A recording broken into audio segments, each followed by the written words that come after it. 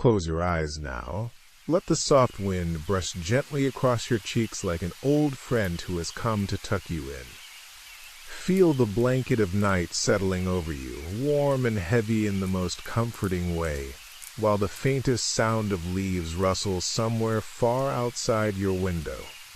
Tonight, I am here with you, speaking so softly, so slowly, that every word feels like a feather drifting down onto still water. We are going to step together into a world you already know, yet tonight we will walk through it slower than ever before, noticing every tiny sparkle of light, every tremble of fear, every quiet bloom of hope. This is the story of Beauty and the Beast, the one from 1991, the one that made an entire generation believe that love could look like sharp teeth and gentle eyes all at once. And yes, I will tell you every single moment, every secret glance, every heartbeat. Because sometimes, the only way to truly rest is to let a familiar tale carry all the weight of your thoughts away. Imagine you are lying in an enormous bed in a forgotten wing of the castle itself. The air smells faintly of old roses and beeswax candles long gone out. Somewhere far below, the wind moves through empty corridors and makes the windows breathe in and out like sleeping giants. You can hear the tiniest creak of ancient wood, the softest tap of rain that isn't really there, because tonight the storm is only in my voice, gentle and harmless, lulling you deeper. Let your shoulders melt into the way snow melts in early spring. Let every muscle loosen as though invisible hands are smoothing warm oil across your skin. There is nothing you need to do, nothing you need to hold on to. Just listen, just breathe. You already know how it begins, don't you? A spoiled young prince who turned away an old beggar woman on a cruel winter night, offering no mercy, no warmth.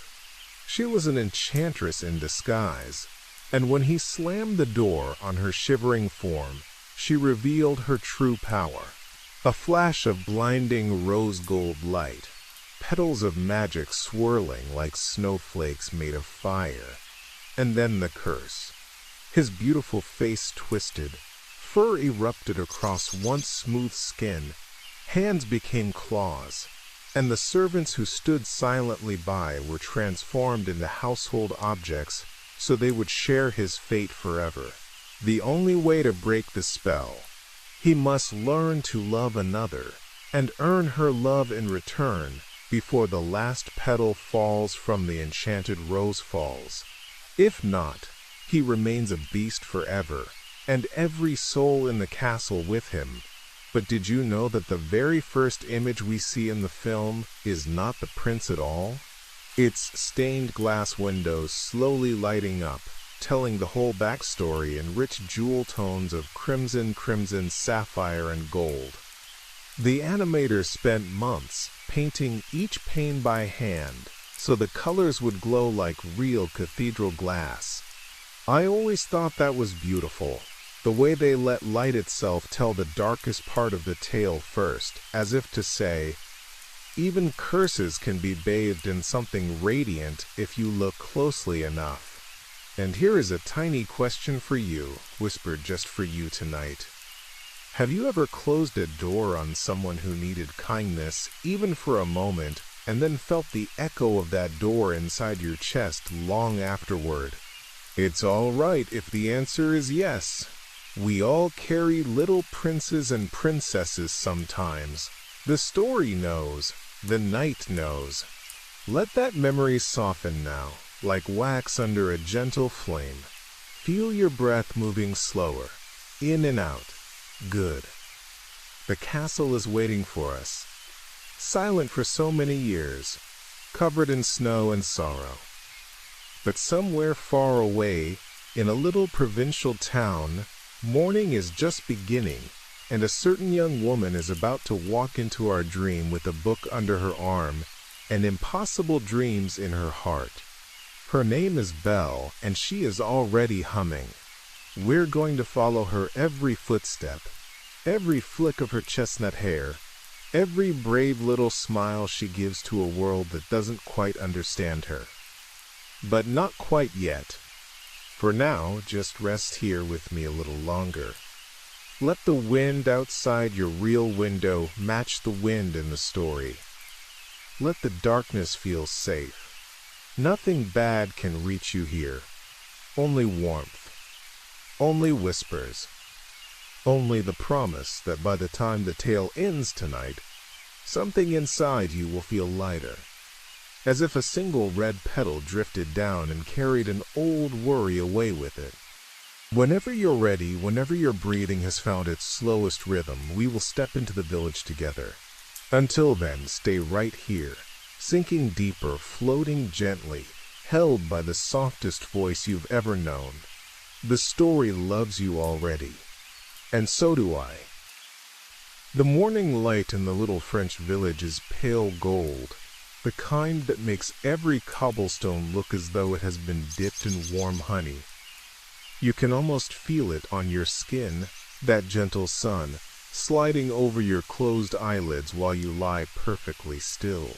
Somewhere a rooster crows once, lazily, then thinks better of waking anyone else. The air smells of fresh bread just pulled from stone ovens, of damp earth after overnight dew, of hay carried on a soft breeze. And beneath all of that, the faintest trace of lavender from the fields beyond the village walls.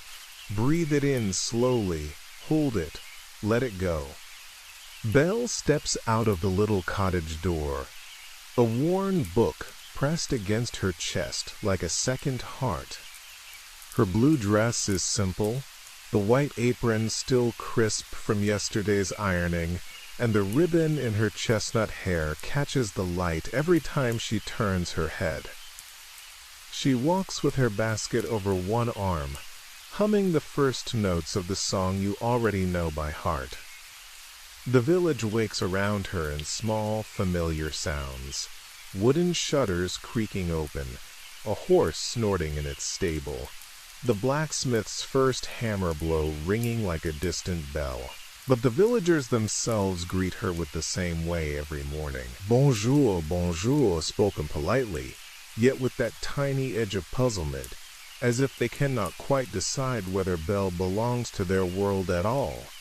She smiles anyway, soft and private, because inside her mind she is already far away, riding across deserts with Aladdin, or climbing a beanstalk with Jack, dancing at 12 midnight with a prince who has until the final stroke to prove he is kind.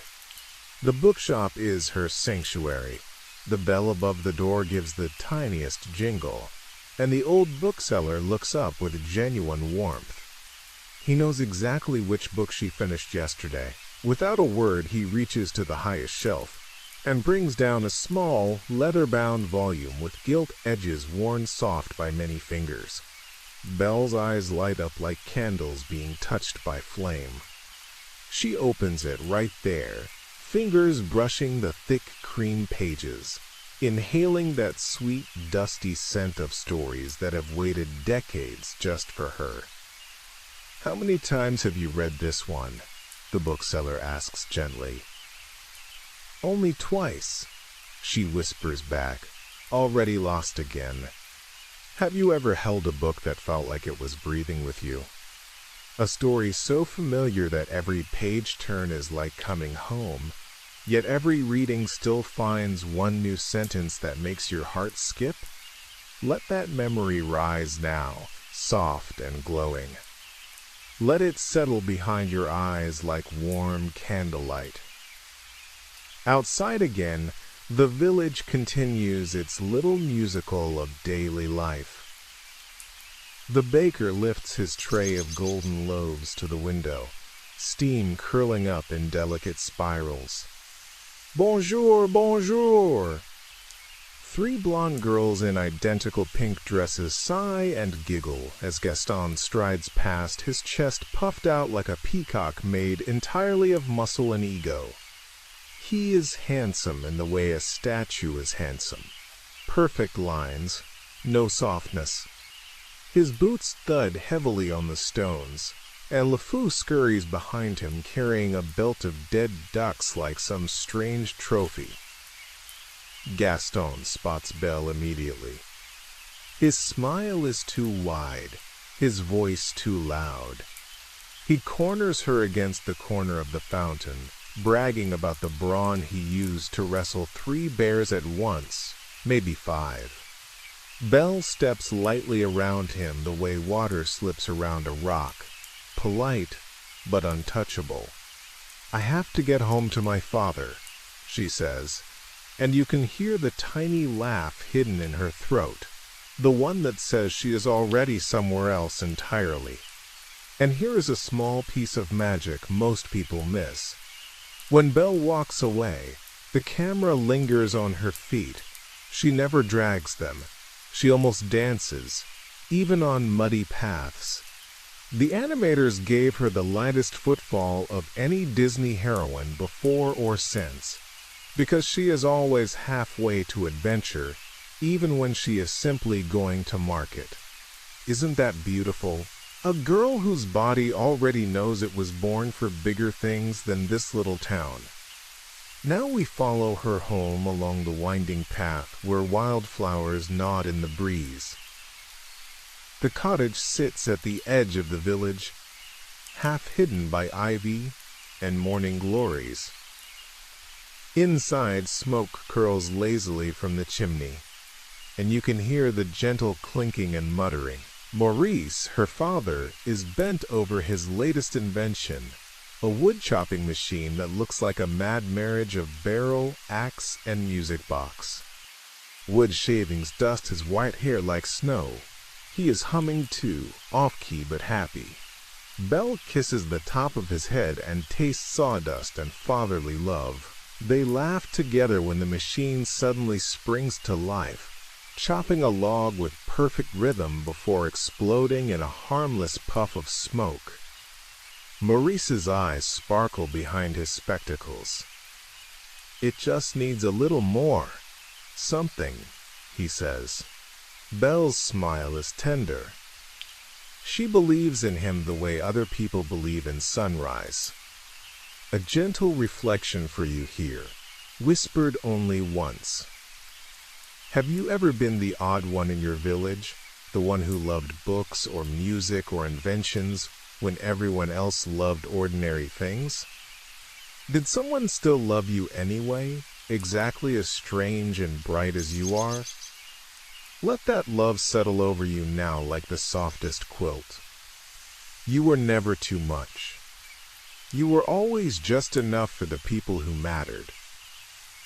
Evening falls in soft watercolor strokes of lavender and rose.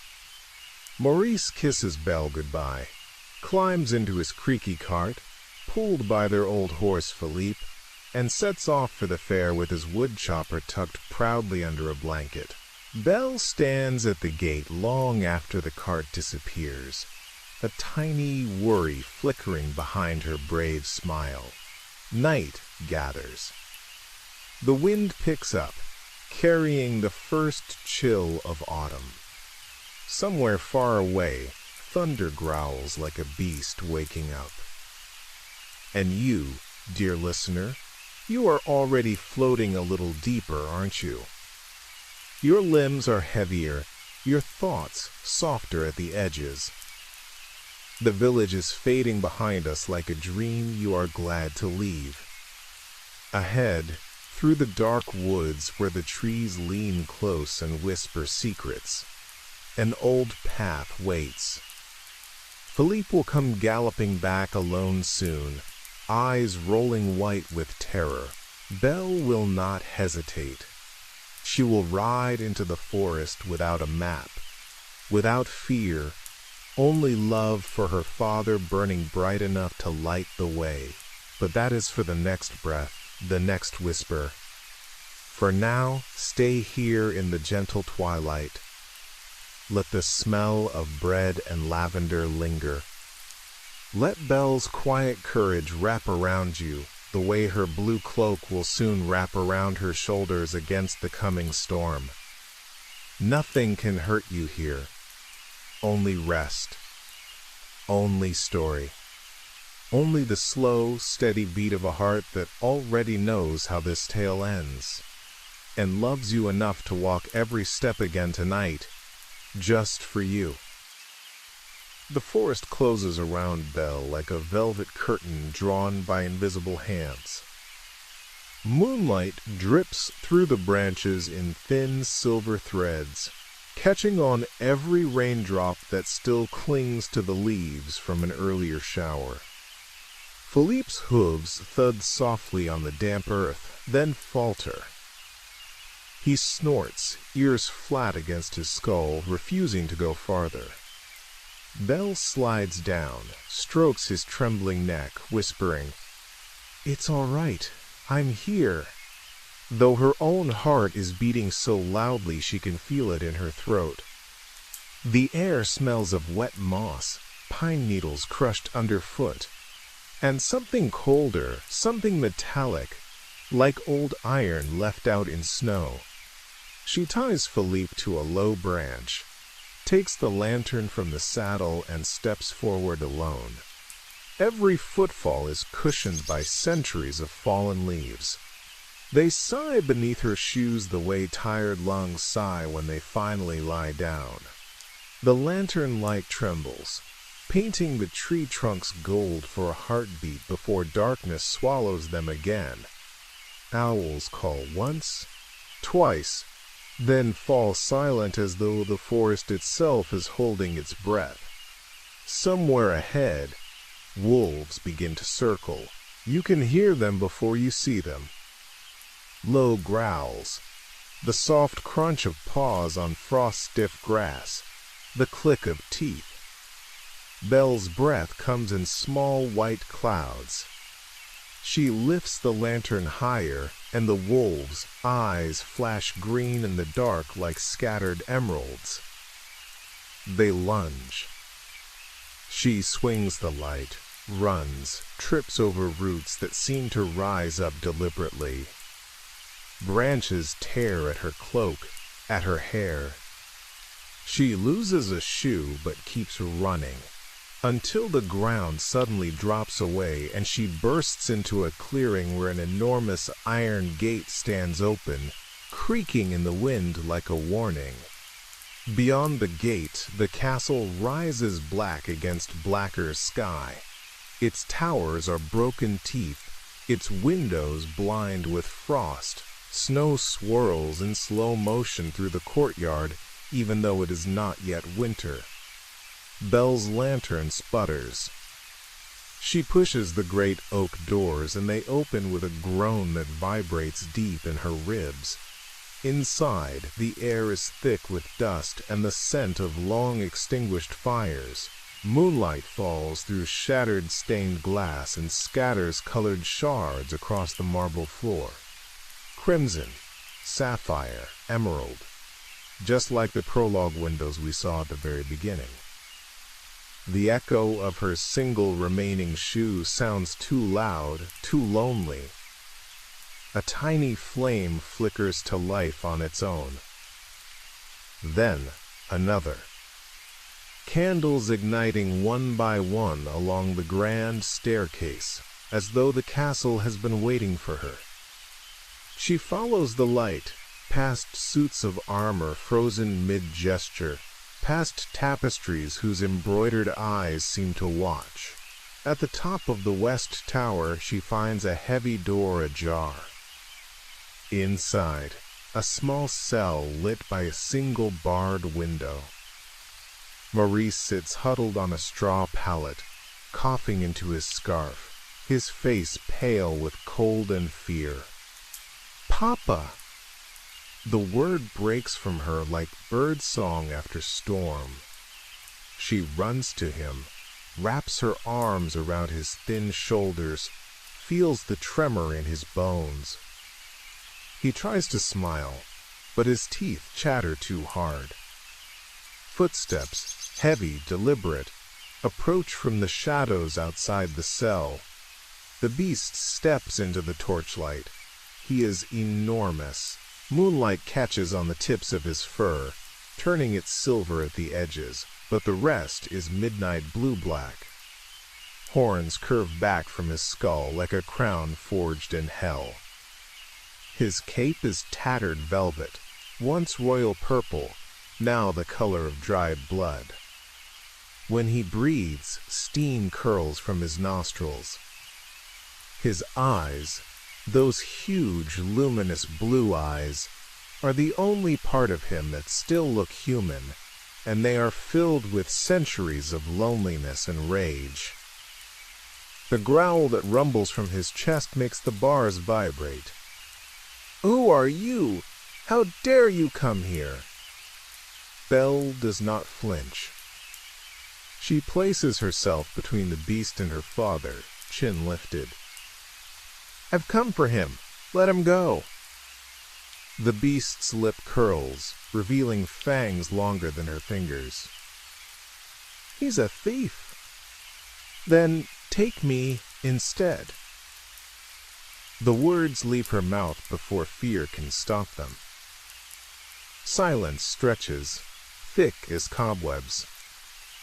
You can almost hear the enchanted rose losing another invisible petal somewhere deep in the castle. The beast studies her, head tilted, nostrils flaring as he scents her courage and her terror, the lavender still clinging to her hair. Something flickers across his face, too quickly to name. "You would take his place?" His voice is gravel and thunder wrapped in velvet. Belle nods. Maurice protests weakly, but she quiets him with a look full of love so fierce it could melt iron. The beast unlocks the cell with one massive claw. "Forever," he says, and the word falls between them like a portcullis. Belle steps forward. The door clangs shut behind her. Maurice is carried away on a strange, enchanted chair that moves by itself. Down the stairs, out into the night, back to the village he will never quite remember clearly. Now Belle is alone with the beast in the flickering corridor. He towers over her, yet for a moment he seems almost uncertain what to do with this small, fearless creature who has just traded her life for her father's. "You didn't have to do that," he mutters, almost too low to hear. Belle lifts her lantern. "Yes, I did." And in that moment, something inside the castle shifts, like a heart remembering how to beat. Let me pause here and ask you something very softly. Have you ever stood between someone you love and something terrifying darkness, even when your knees were shaking? Did you feel taller afterward, even if no one else noticed? Let that memory glow quietly inside your chest tonight. It is one of the bravest things a human heart can do. The beast turns abruptly and lumbers away, cape swirling. "Come, I'm not going to eat you yet." His attempt at humor is so awkward, it almost makes Belle smile, but she is too exhausted. He leads her through halls where chandeliers hang like sleeping bats, past portraits whose eyes definitely follow her now. Finally, he flings open a door. The room is enormous, draped in deep burgundy and gold. A fire roars to life by itself in the grate, crackling softly, smelling of apple wood and cinnamon. A huge four-poster bed stands waiting, its sheets already turned down as though invisible maids have been busy.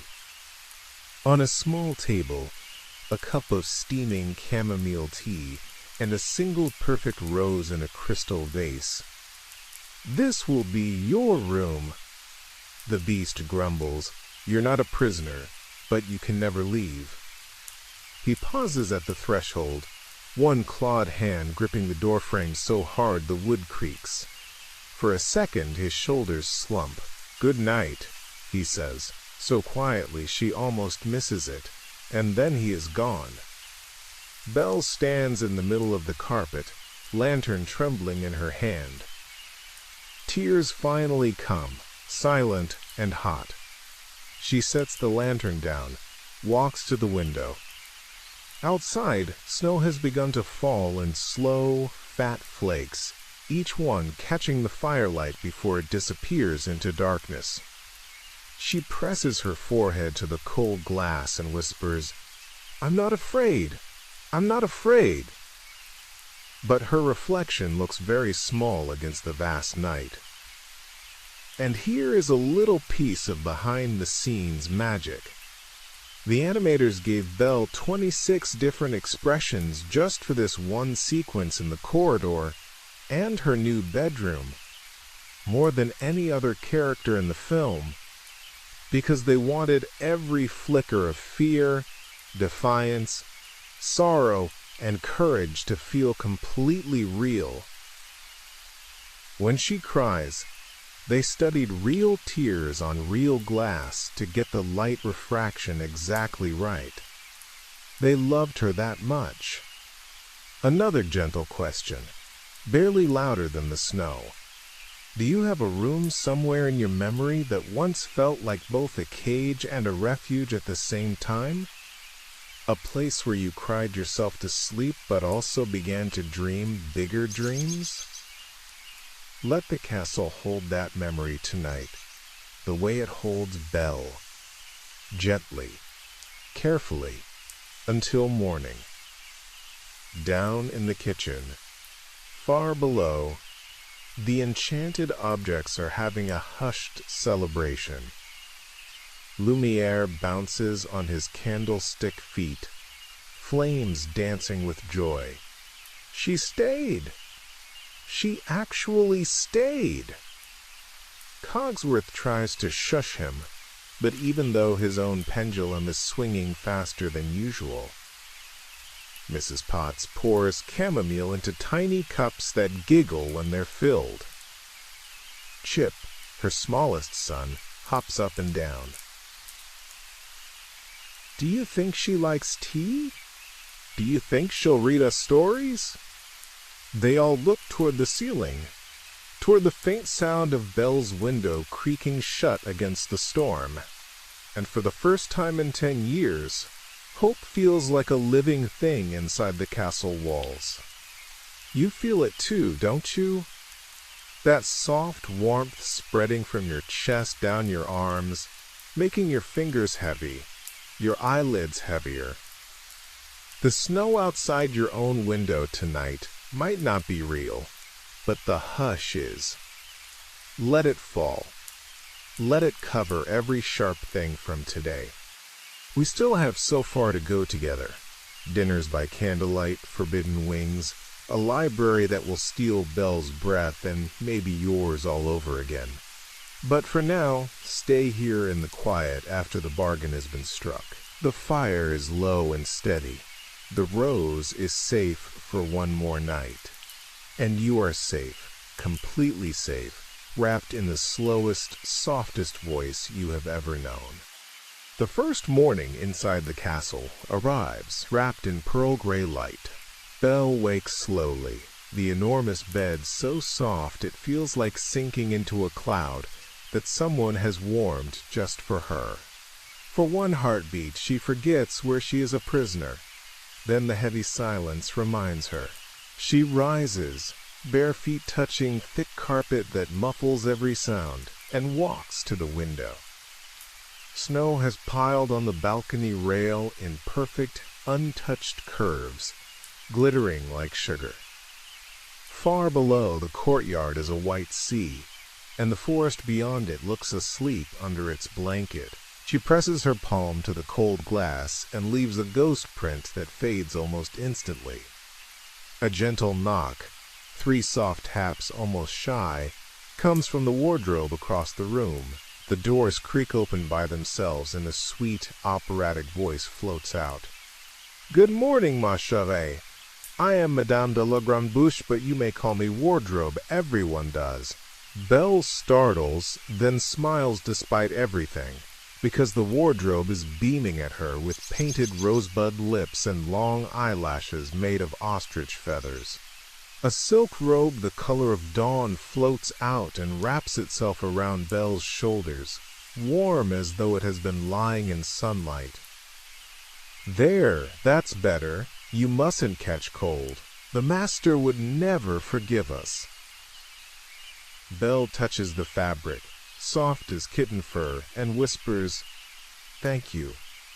The wardrobe hums a little aria of pleasure.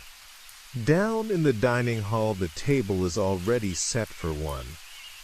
Silver domes gleam, steam curls from porcelain teacups. Lumiere bows so low his flames almost touch the floor. "Mademoiselle, it is an honor." Cogsworth clears his throat repeatedly, trying to maintain protocol while his pendulum swings with nervous excitement. Mrs. Potts rolls forward on her little wheels, steam puffing gently from her spout like contented sighs. Chip bounces beside her, chipped edge and all. "Hi, I'm Chip. Do you like tea?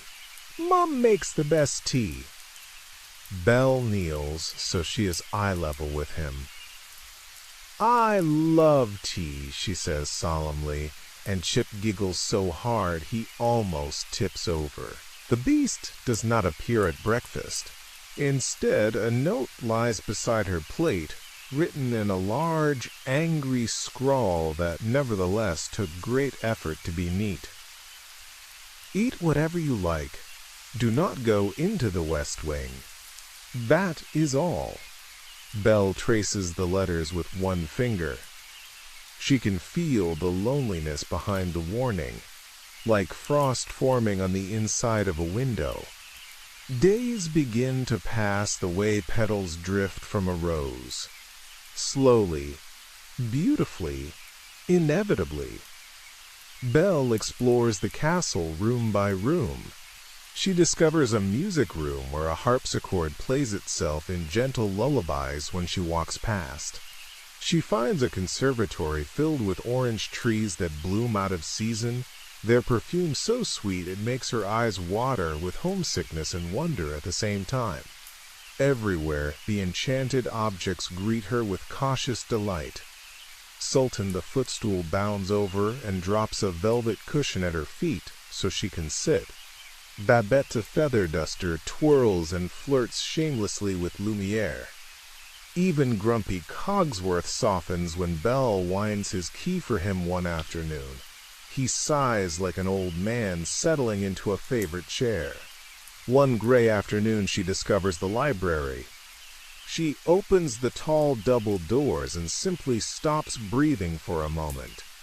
Floor-to-ceiling shelves curve up into shadows so high ladders are needed to reach the topmost books. Sunlight pours through arched windows in thick golden bars, catching on floating dust motes that look like tiny fairies. Leather bindings glow in every shade of jewel and earth. Emerald, ruby, midnight blue, burnt umber.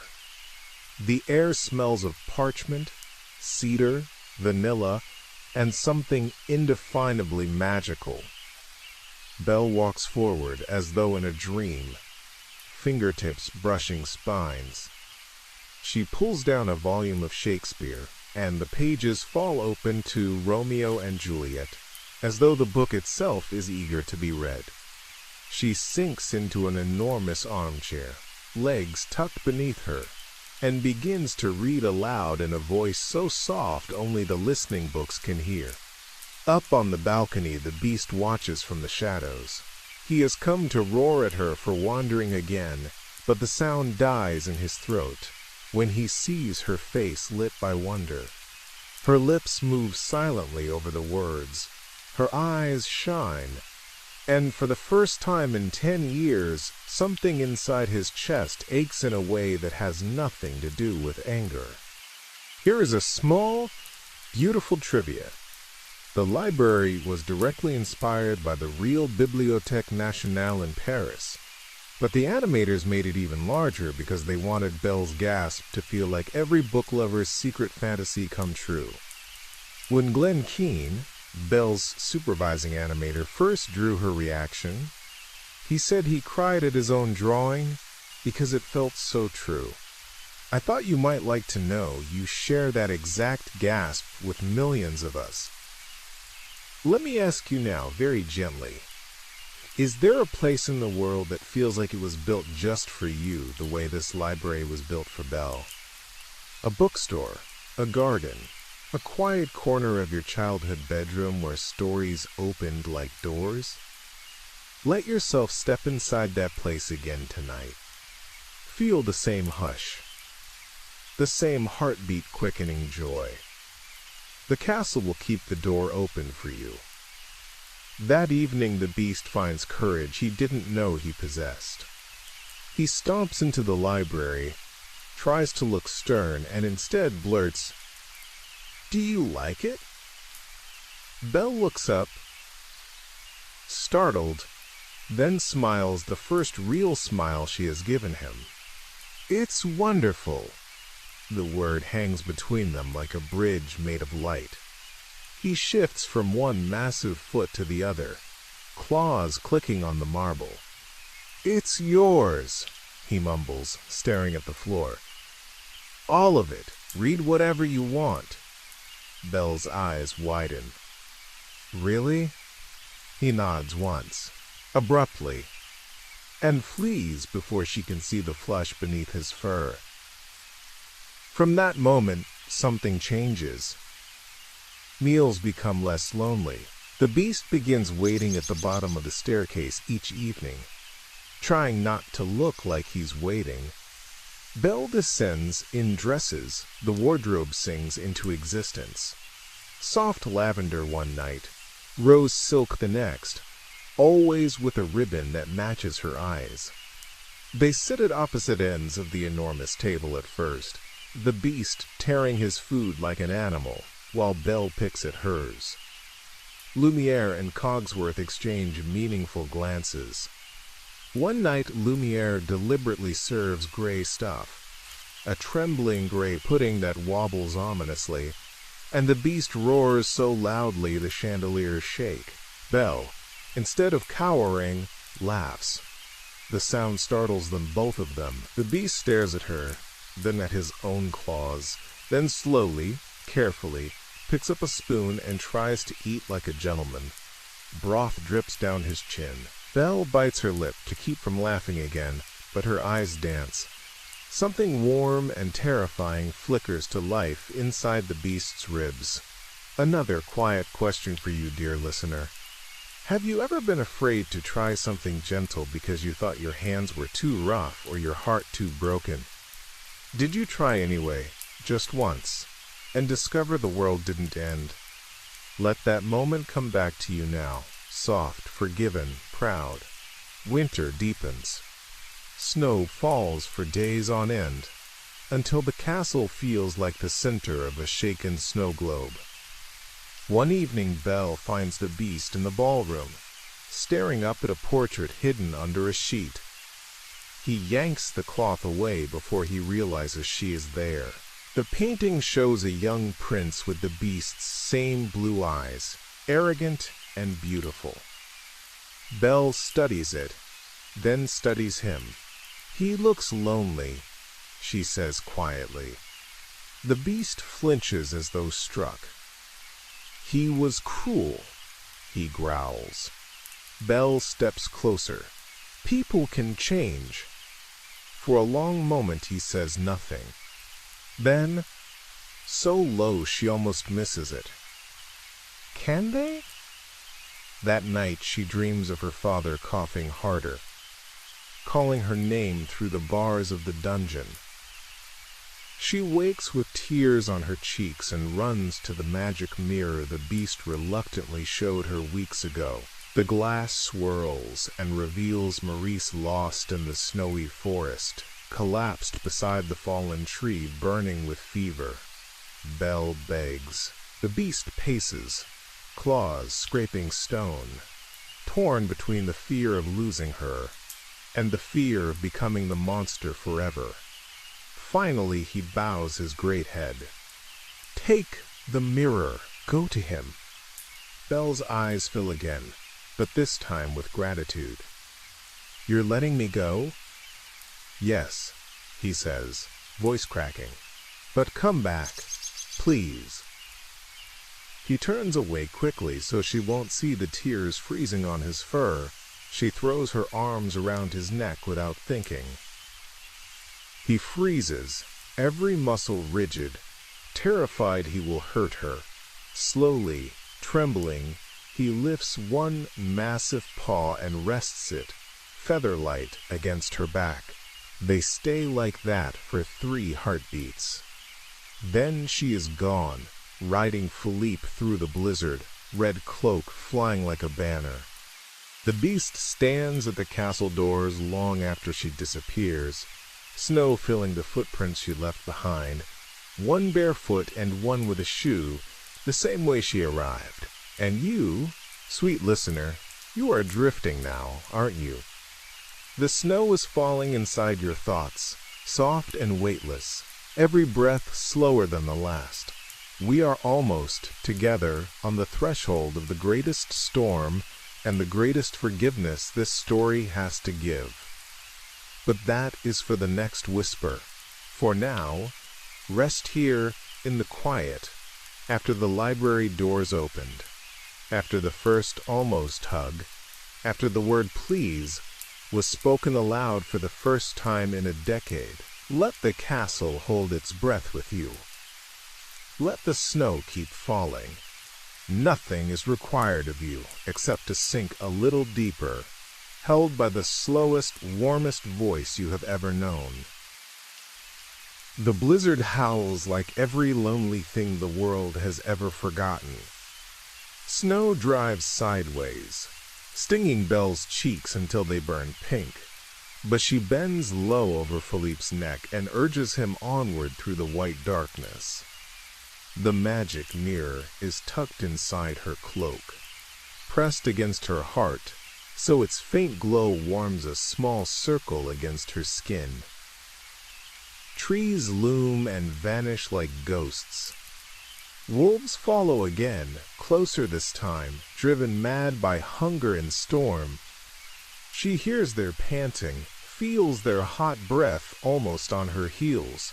But Philippe finds strength he didn't know he had, and suddenly they burst into the village square, hooves skidding on ice. The little town is shuttered tight against the night, every window glowing gold. Belle pounds on doors until someone lets her in. Maurice lies in his bed, burning with fever, coughing so hard his whole body shakes. She kneels beside him, presses cold cloths to his forehead, sings the lullabies he once sang to her when she was small. Hours blur into one long heartbeat of worry. By dawn the fever breaks. He sleeps peacefully for the first time in days, one thin hand curled around hers. But peace never lasts long in stories like this. A heavy fist hammers on the cottage door. Gaston stands on the threshold, snow in his hair, eyes gleaming with triumph. Behind him a crowd of villagers carries torches and pitchforks, faces twisted by fear and drink. "We've found the monster's tracks," Gaston announces loudly. "Your father's been raving about a beast locked him in a tower. We're going to kill it." Maurice tries to rise, voice hoarse. "No, he let me go. He's not evil." Gaston laughs, cold and cruel. Delirious old man, he turns to the crowd. "We'll lock him in the asylum wagon until he calms down. And the girl comes with me. She'll marry a hero tonight." Belle steps forward, chin high. "You'll do no such thing." Gaston grabs her wrist, fingers like iron. She twists free and runs to the mirror. "Show them!" she whispers. The glass swirls and the beast appears on screen. Sitting alone by dying fire, head bowed, one massive paw gently touching the spot on the balcony where Belle last stood. He looks smaller somehow, as though the castle itself has begun to shrink without her. The villagers gasp. Children hide behind mothers' skirts. Gaston's face darkens with jealous rage. "A monster!" he roars. "We ride tonight." They drag Maurice toward the asylum wagon. Belle fights, but there are too many hands. In the struggle, the mirror falls into snow and shatters. Silver shards scatter like broken stars. Gaston binds her wrists, shoves her into the cellar with her father. The bolt slams home. Darkness swallows them. Belle presses her forehead to cold stone wall and feels tears freeze on her lashes. Then, a tiny clink. Chip's face appears at the keyhole, eyes wide and brave. "I stowed away in your bag," he whispers. He picked the lock with one of his mother's hairpins and a great deal of determined hopping. The cellar door swings open. Belle hugs him so tightly his porcelain squeaks. Together they free Maurice, steal the asylum wagon keys, and race into the night, just as the mob disappears into the forest, torches streaming behind them like a river of fire. Back at the castle, the beast has not moved from the balcony. Snow has piled on his shoulders. Icicles hang from his horns. He stares at the single rose under its glass bell. Only a few petals remain, curled and translucent. He whispers her name once, Belle, so softly the wind steals it. Inside his chest, something is breaking slower than the curse ever managed. Lumiere and Cogsworth try to coax him downstairs, but he only growls, low and hopeless. The objects huddle together in the shadows. Flames dim, pendulums barely swinging. The castle itself seems to sigh, beams creaking like an old man giving up. Then, far away, a faint rumble. Hoofbeats. The mob. Gaston leads them across the drawbridge, axe raised, eyes wild. The enchanted objects spring to life in desperate, glorious chaos. Lumiere spits fire at pitchforks. Cogsworth organizes teapots into boiling battalions. Mrs. Potts tips over and floods the courtyard with scalding tea. Babette tickles ankles with feathers until grown men scream. The battle is ridiculous and brave and heartbreaking all at once.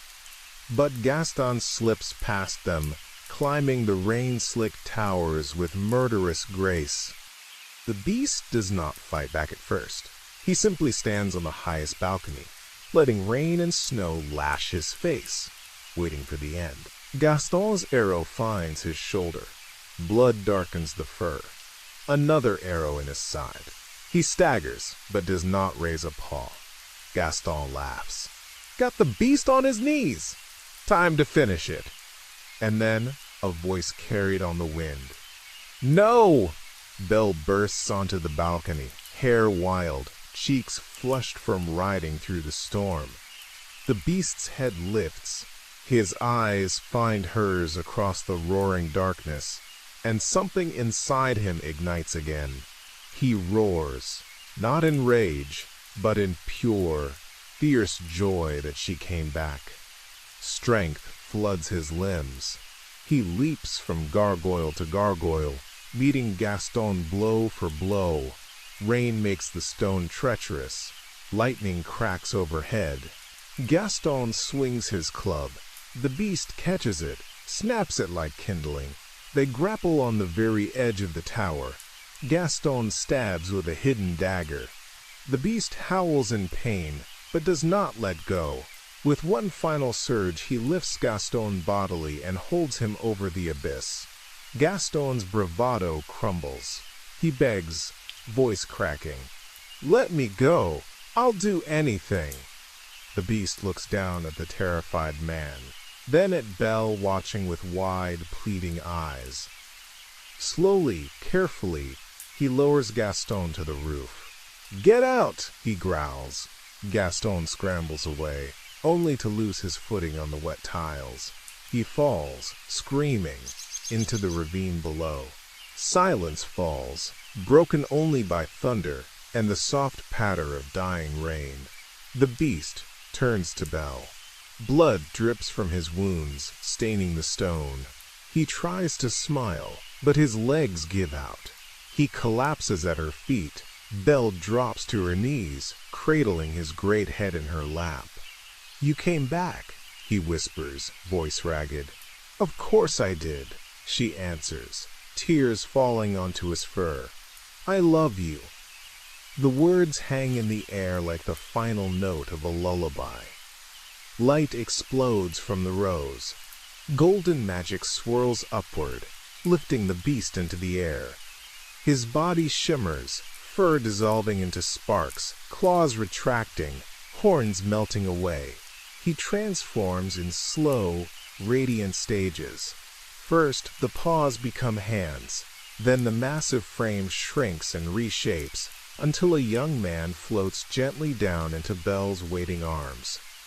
His hair is golden brown, his eyes the same luminous blue.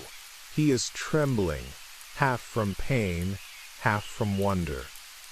Belle touches his human cheek as if expecting him to vanish. "It's you," she breathes. He laughs through tears. "It's me." Fireworks of magic burst across the sky. The castle glows from within. Stone turns to warm marble. Gargoyles become cherubs. Broken windows mend in cascades of colored glass. Down in the courtyard, the objects spin and dance as they regain their true forms. Lumiere stretches human arms wide. Mrs. Potts hugs Chip so hard he squeaks again. Cogsworth checks his reflection and straightens his wig with great dignity. The curse is broken. Love has won. And here, dear listener, is the sweetest trivia of all. When the prince finally opens his eyes as a human, the animators used the exact same eye color as the beast's, because they wanted us to know it was always the same soul looking out. No trick, no mask, just a heart that learned how to be gentle. A last soft question before we close this chapter. Have you ever been certain someone was lost forever, only to have them return to you in the middle of your darkest storm? Did you recognize them instantly, even though everything about them had changed? Let that moment live again tonight, warm and safe inside your chest. The rain has stopped. Stars come out one by one, bright and close enough to touch. The beast, no, the prince, stands with Belle on the balcony, her hand tucked into his. Below them, the enchanted staff sing the song that began everything, voices rising in perfect harmony. The final stained glass window lights up, showing not the cruel prince, but the two of them dancing, framed by roses that will never wilt. You can feel it, can't you? The softness spreading all the way to your fingertips, your toes, the very ends of your hair. Every muscle letting go. Every worry turning into a petal and drifting away on the quiet night air. We are almost home. The ballroom is bathed in the gentle gold of 1,000 candles that never drip and never die. The chandeliers float just a little higher tonight, as though the castle itself is breathing easier. You can smell roses everywhere, not just the single enchanted one, but whole gardens of them blooming impossibly along the walls, white and blush in deepest crimson, their perfume soft as a lullaby. The marble floor reflects every light twice, so it feels as though we are dancing on a quiet lake of stars. Belle stands in the center of it all, wearing a dress the color of sunrise on snow. It is the simplest gown the wardrobe has ever made, yet somehow the most beautiful. No heavy embroidery, only a faint shimmer like moonlight on water. The prince, he still startles every time someone calls him that, cannot take his eyes off her. He offers his hand with a shy formality, palm up, fingers trembling just enough that only Belle notices. She places her hand in his, and the moment their skin touches, every candle flame bows in the same direction, as though the room itself exhales. They begin to dance. Not the stiff, perfect waltz of royal balls, but something slower, softer, made of small circles and half-steps, the way two people move when they are still learning the shape of each other's heartbeat. His hand rests lightly at the small of her back. Hers lies over his heart, feeling it race beneath silk and newly human skin. Around them the former objects swirl in joyful pairs. Lumiere twirling Babette until her feathers fly, Mrs. Potts guiding Chip in careful giggling spins, even Cogsworth allowing himself one dignified turn with Angelique the Christmas angel, who has waited decades for this night. No one is watching the prince and Belle, yet everyone is watching, because love, this gentle, has its own gravity. The music is the song you know by heart, played now on a harp that plucks itself, on violins that float in mid-air, on a piano whose keys glow faintly rose. The melody wraps around them like warm breath. Belle rests her cheek against his shoulder. He closes his eyes and dares, for the first time in 10 years, to believe he is allowed to be happy. When they turn, the hem of her dress brushes the petals scattered across the floor, and they lift in tiny spirals, drifting upward like slow-motion snow in reverse. Here is one final, quiet piece of magic very few people ever notice. In the last chorus, when Mrs. Potts sings, "Tale as old as time," the camera pulls back through the ballroom window and shows us the castle from far away. Every single window is lit, every tower whole, every gargoyle smiling. And if you look very closely at the sky behind the fireworks, you can see the faint outline of the old beggar woman, now radiant and young, smiling once before she dissolves into starlight. The enchantress kept her promise. Love earned in return, freely given, breaks every spell, even hers. Let me ask you the gentlest question of all, whispered so softly, it is almost only breath. Have you ever been forgiven for the worst thing you thought you were? Has someone ever looked at all your sharp edges and rough fur and trembling claws, and chosen to stay anyway? If the answer is yes, let that memory be the last thing you carry into sleep tonight. If the answer is not yet, let Belle's hand in the prince's hand be a promise that your turn is coming. Love keeps better time than any clock. The dance slows, until they are barely swaying. The prince lowers his forehead to rest against Belle's. "I was so afraid you wouldn't come back," he whispers. She smiles. The same brave, quiet smile she wore the night she first walked into the castle. "I was always coming back," she answers. "I just had to find the way." He laughs once, a soft, wondering sound, and kisses her then, very carefully, as though she is made of the last rose petal, and he has only just learned how fragile and how strong petals can be. Around them the candles dim to a honey glow. The music fades into the hush of a single harp string still vibrating. One by one the dancers slip away, leaving only footprints of light on the marble. Maurice appears in the doorway, eyes shining, and Belle runs to him. Father and daughter hold each other while the prince watches with something like awe, learning what family can mean when it is chosen, not merely born into. Later. Much later, when the moon is high and the castle has finally settled into peaceful quiet, Belle and the prince walk the balcony again. Snow has melted into spring overnight. The air smells of lilac and warm stone. Fireflies drift up from the gardens like tiny lanterns sent to celebrate. They lean side by side on the balustrade, shoulders touching. Below them the village lights twinkle in the distance, no longer little or provincial, just home. Belle slips her hand into his.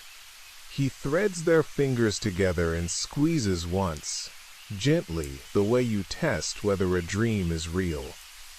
"Read to me tomorrow?" he asks, voice shy again. She laughs softly. Every tomorrow, she promises. And they stay there until the sky begins to pale with the first blush of dawn, two silhouettes outlined in gold, while the castle sleeps around them like a great cat finally at peace. Now, dear one, it is truly time. Feel every candle in the ballroom go out, one by one, until only the soft glow of the enchanted rose remains, floating in its bell jar, every petal perfect, eternal. Feel the marble cool beneath your bare feet, then turn into the softness of your own bed. Feel Belle's hand slip from the prince's, and reach across the quiet dark to rest over your heart instead. She is smiling. She is saying thank you for walking the long road with her tonight. The prince bows, low and courtly, and places the smallest kiss on your forehead, lighter than a moth's wing. The castle doors close with the gentlest click you have ever heard. You are home. You are safe. You are loved beyond every curse, beyond every sharp word you ever spoke in fear, beyond every door you slammed when you were young and cruel and did not yet know how. Let the last petal fall, not in sorrow, but in completion. Let the story settle over you like the warmest blanket ever woven. Let your breathing slow, slower still. In and out, in and out. Good. The wind outside your window tonight is only wind. The shadows are only shadows. And every beast you ever carried inside has been kissed, forgiven, transformed. Sleep now, my dear, my brave, my beautiful friend. Sleep, and dream of libraries that never close, of dances that never end, of a hand that will always, always come back for yours. Good night. I will be here when you wake, ready to tell another story, or simply to sit in silence until you are ready again. But for now, just sleep.